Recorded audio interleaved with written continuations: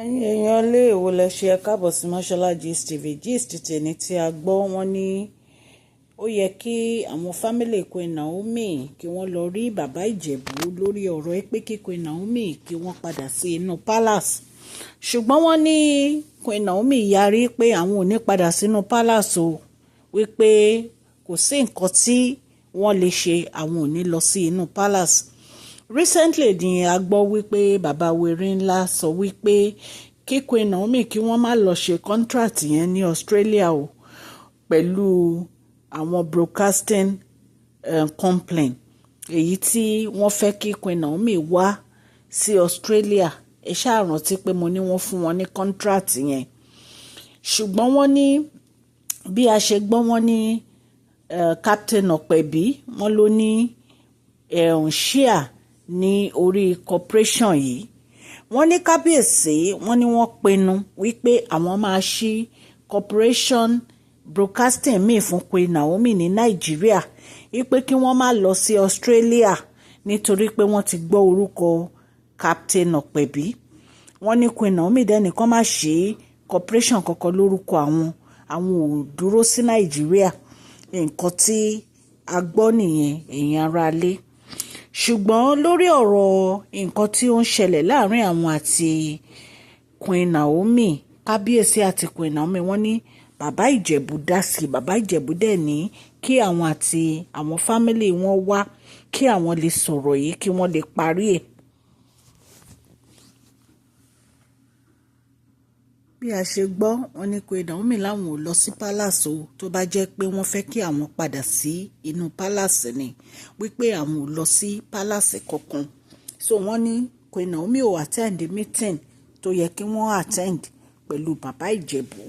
Ẹ̀yin èèyàn lé, ẹ̀yin náà mọ̀ wípé recently ni amúgist wá pé bàbá Ìjẹ̀bú wọ́n donate Odùduwà heritage fún kábíyèsí, tí wọ́n dẹ̀ ní nínú heritage yẹn wọ́n name library inú ẹ̀ fún Tadéníkáwò ní orúkọ ẹ̀.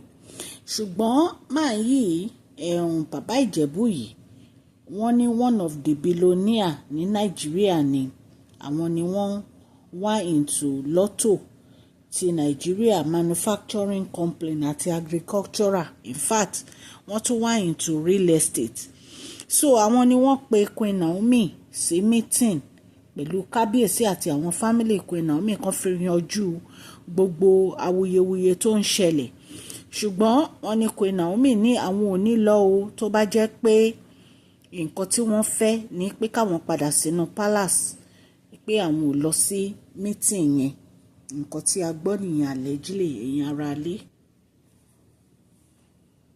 Bí a ṣe gbọ́ wọ́n ní bàbá Ìjẹ̀bú wọ́n ní wọ́n pe uncle Queen Naomi, wọ́n ní wọ́n dẹ̀ sọ̀rọ̀ sí uncle Queen Naomi pé ṣé wọ́n fẹ́ Queen Naomi fúnra wọn ni, wípé ṣé wọ́n fẹ́ da wàhálà àti nǹkan tí Ọlọ́run ti so pọ̀, ṣé wọ́n fẹ́ dàrú ni. Wọ́n ní bàbá Ìjẹ̀bú sọ̀rọ̀ sí uncle Queen Naomi kì í ṣe kékeré ẹ̀yin èèyàn lé, allegedly nǹkan tá a gbọ́ nìyẹn. Wọ́n ní kí ló dé tí uncle Queen Naomi tí kò ní jẹ́ kí Queen Naomi padà sí inú ilé ọkọ ẹ̀, wípé ṣé wọn ò mọ̀ wípé àwọn àti kábíyèsí wọ́n nífẹ̀ẹ́ ara wọn ni, wípé ṣé wọn ò mọ̀ wípé àwọn àti kábíyèsí bímọ fúnra wọn ni, pé nǹkan tí wọ́n ṣe yẹn kò bójú mu rárá. Wọ́n ní wọ́n sọ̀rọ̀ sí uncle Queen Naomi kì í ṣe kékeré. Wọ́n ní bàbá Ìjẹ̀bú ní nǹkan tó yẹ kí wọ́n ṣe ni kán kó gbogbo ẹrù Queen Naomi, kán darí Queen Naomi padà lọ sí ilé ọkọ wọn, wípé kì í ṣe pé kán wá máa ti Queen Naomi lẹ́yìn, wípé nǹkan tí Queen Naomi ń ṣe dá, wípé irú ìwà burúkú wo ni uncle Queen Naomi ń wù yẹn, wípé ṣé wọ́n fẹ́ tú nǹkan tí Ọlọ́run ti so pọ̀, ṣé wọ́n fẹ́ tú ká ni. So wọ́n ní àwọn family ní pé wọ́n fẹ́ freedom. Wọ́n ní irú freedom wo ni wọ́n fẹ́ yẹn, wípé ṣé wọn ò mọ̀ wípé ọba aládé ni Queen Naomi fẹ́ ni, wípé ṣé wọn ò sọ fún Queen Naomi gbà yẹn ni pé tí wọ́n bá fẹ́ ọba aládé wọn ò ní ever lè kúrò bọ̀rọ̀, wípé ọba aládé dẹ̀ ni ó ní àṣẹ láti fẹ́ ìyàwó tó bá wù. Ẹ̀yin èèyàn lé, kì í ṣe nǹkan kékeré o. Wọ́n ní bàbá Ìjẹ̀bú ní nǹkan tí uncle Queen Naomi ń ṣe kò bójúmu rárá, wípé nítorí èèyàn kì í tú yìgì, èèyàn máa ń so yìgì ni. Ẹ̀yin èèyàn lè nǹkan tá a gbọ́ nìyẹn o, allegedly ni o. Wọ́n ní ọ̀pọ̀lọpọ̀ ènìyàn ló ti sọ fún Queen Naomi kan padà sí ilé ọkọ wọn, kan ní patient, kan ní sùúrù, wípé ọmọ ti wà láàrin wọn, wípé kan ro ti Tadé ní ká wò. Ṣùgbọ́n ọ̀pọ̀lọpọ̀ èèyàn ló tún ń sọ wípé ṣé inú palace tí kábíyèsí ń kó gbogbo obìnrin sí òní Queen Naomi fẹ́ lọ. Àwọn èèyàn kan tẹ̀ tún ní Queen Naomi ò ní láti wà nínú palace, kan wà ní royal mansion, kan máa tọ́jú Tadé ní káwò ń bẹ tí kábíyèsí bá fẹ́ rí wọn á wá rí wọn, ṣe báwọn ní first wife, wọn ní láti báwọn olórí yìí gbé. Ṣùgbọ́n àwọn èèyàn wọ́n ní kí Queen Naomi kan ṣe sùúrù lórí ọ̀rọ̀ yìí, wípé nítorí pé èṣù téèyàn ti mọ̀ ní ọjọ́ tó ti pẹ́ ó sàn ju áńgẹ́lì tó ẹ̀ṣẹ̀ dé lọ. Ẹ̀yin èèyàn lè nǹkan tá a gbọ́ nìyẹn allegedly. Bí a dẹ̀ ṣe gbọ́, wọ́n ní bàbá wẹ̀rin ńlá ní àwọn ò ní jẹ́ kí Queen Naomi lọ o, àwọn nífẹ̀ẹ́ Queen Naomi, kò sí ọkùnrin kankan tó máa gba Queen Naomi lọ́wọ́ àwọn.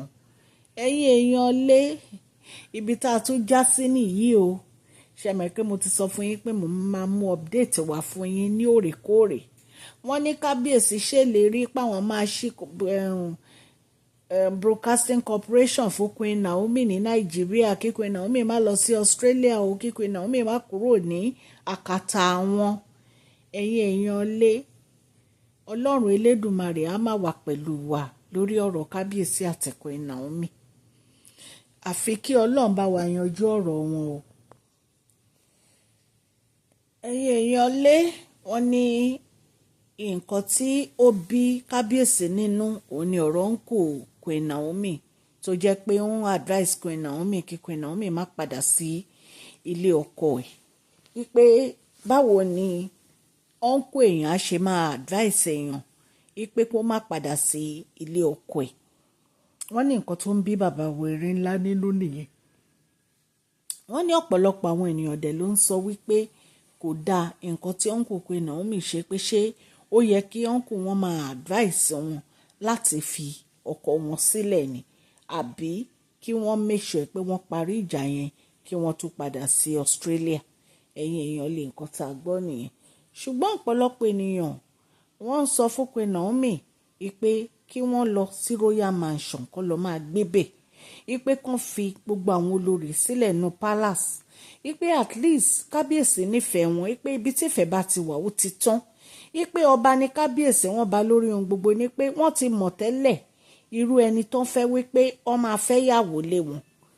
So àfi kí Ọlọ́run Elédùmarè ọba láàánú kó ṣàánú fún wa. Bẹ́ẹ̀ náà dẹ̀ ni àwọn ẹlòmíín ní kán má padà sí inú palace, ṣùgbọ́n tó bá jẹ́ royal manor kán lọ máa gbé royal mansion, kán lọ máa gbé royal mansion ní Lẹ́kí, kán máa tọ́jú ọmọ wọn níbẹ̀.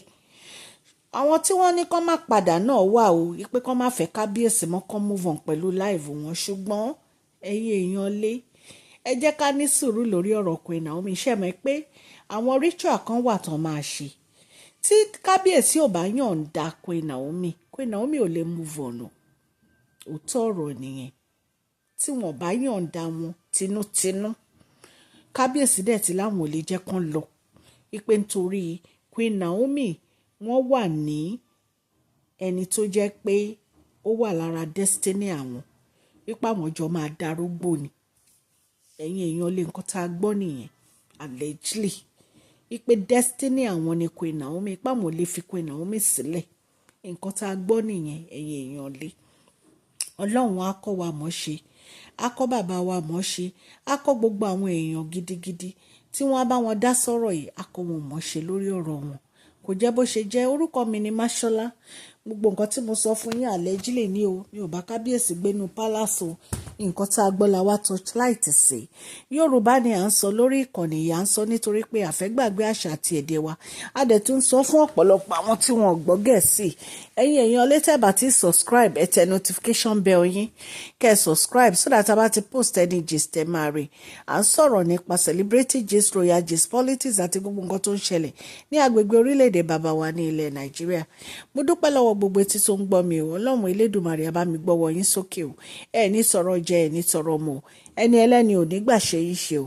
Please share this video, like and subscribe. God bless you all. Mashola Gist TV, love you all.